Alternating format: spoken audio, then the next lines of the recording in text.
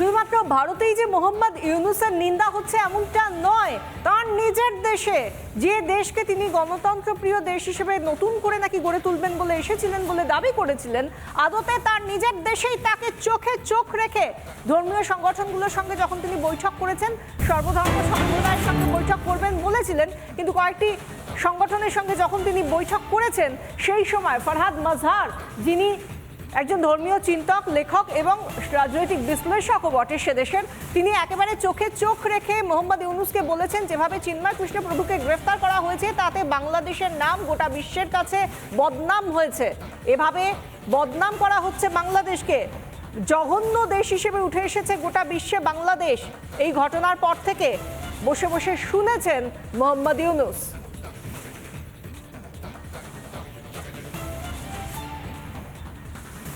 চিন্ময় কৃষ্ণ প্রভুকে সন্ত বলে উল্লেখ করে ফরহাদ মাজহার তিনি বলেছেন চিন্ময় কৃষ্ণ প্রভুকে গ্রেফতার করে গোটা বিশ্বে বাংলাদেশের বদনাম হয়েছে।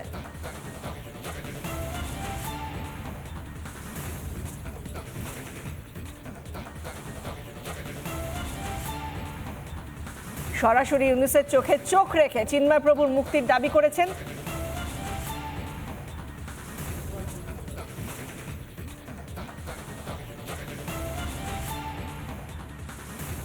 আমি এখানে কিন্তু সনাতন যে জোটটা হয়েছে, সম্মিলিত জোট, তাদের কাউকে এখানে আছেন কিনা আমি দেখছি না।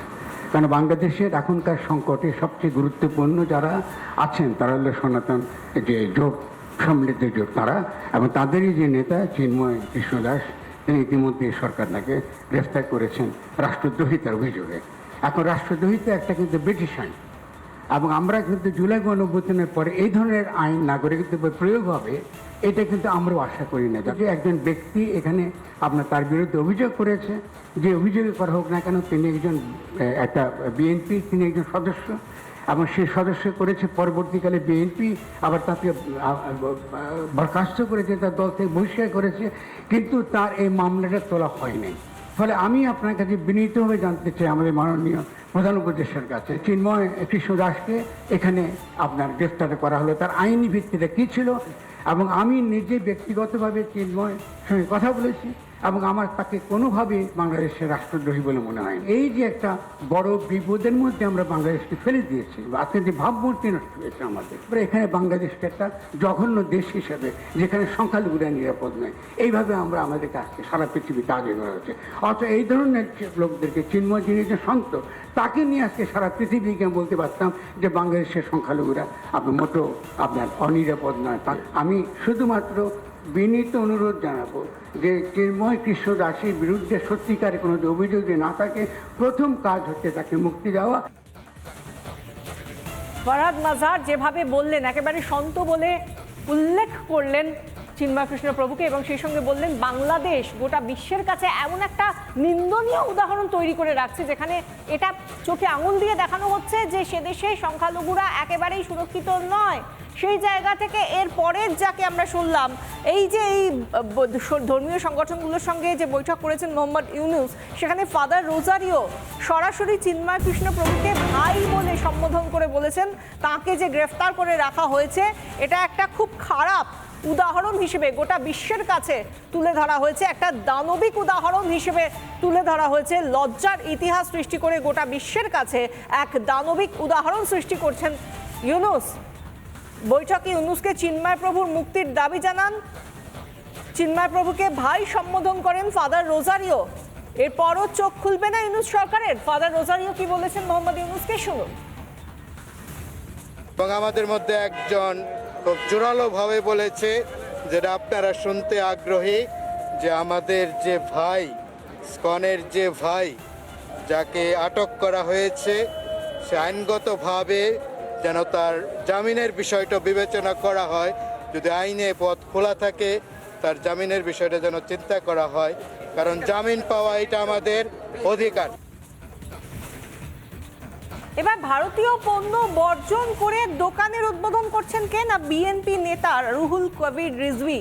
তার তরফ থেকে এই ডাক দেওয়া হচ্ছে, এই আহ্বান দেওয়া হচ্ছে যে এবার আর ভারতীয় পণ্য চলবে না, বাংলাদেশে কেউ ভারতীয় পণ্য ব্যবহার করবে না, সেই কথা বলা হচ্ছে রুহুল কবির রিজভীর তরফ থেকে, যিনি একজন বিএনপি সিনিয়র নেতা। তার তরফ থেকে এই ডাক দেওয়া হয়েছে ভারতীয় পণ্য বর্জন করে দোকান উদ্বোধন। বাংলাদেশে দোকান উদ্বোধন করলেন বিএনপি নেতা রুহুল কবির রিজভী। ভারতের অবদান কি তাহলে ভুলেছে বাংলাদেশ? বেঈমান বাংলাদেশ ভুলেছে ইতিহাস? ছপড়ে ছপড়ে ভারত বিদ্বেষ কেন? ভারতীয় পণ্য বর্জন করে জীবনযাপন করতে পারবে বাংলাদেশ? সমস্ত কিছুই তো এদেশ থেকে যায়, তাহলে ওই দেশের জীবন ধারণ সম্ভব হয়। আর এই অবস্থায় যখন তাদের অর্থনীতি এরকম অবস্থায় গিয়েছে, তারা আদতে যেভাবে কাঁচা মালের দাম দিনের পর দিন বৃদ্ধি পাচ্ছে, সেদেশের সাধারণ মানুষ তারা কিভাবে খেয়ে পড়ে বাঁচবেন সেটা একটা বড় প্রশ্ন। সেই জায়গা থেকে আদতে পারবেন তারা ভারতকে না নিয়ে ভারতের পণ্য বর্জন করে থাকতে? মনে করেন যে আপনারাই শুধু একটা দেশ আছেন পৃথিবীতে আর দেশ নয় যাদের কাছ থেকে আমরা পেঁয়াজ আমদানি করতে পারবো, যাদের কাছ থেকে আমরা রসুন আমদানি করতে পারবো, যাদের কাছ থেকে আমরা পাম অয়েল সয়াবিন তেল আমদানি করতে পারবো। সেই সব দেশ নেই? সেই সব দেশ তো আছে। আপনারা মনে করেছেন ওকে বন্ধ করে দিলে বাংলাদেশের মানুষের অবস্থা কাহিল হবে। অবস্থা কাহিল হচ্ছে আপনাদের নিউ মার্কেটের সব কোনো দোকান চলে না, আপনাদের কলকাতার কি বলে হোটেলগুলো বন্ধ হয়ে গেছে, আপনাদের মার্কেটগুলো বন্ধ হওয়ার উপক্রম। বাংলাদেশের মানুষই তারা কলকাতায় গিয়ে ভারতে গিয়ে ডলার খরচ করে তারা সেখানে কেনাকাটা করত, চিকিৎসা করত। হাসপাতাল আর চলবে না। বাংলাদেশের মানুষ ডলার খরচ করে সেখানে চিকিৎসা করাতো, আর হয়তো একটু ট্যুরিজম হতো। আপনারা বন্ধ করে দিয়ে মনে করেছেন বাংলাদেশের মানুষ বোধহয় এতে অস্থির হয়ে যাবে। বাংলাদেশের মানুষ আনন্দিত।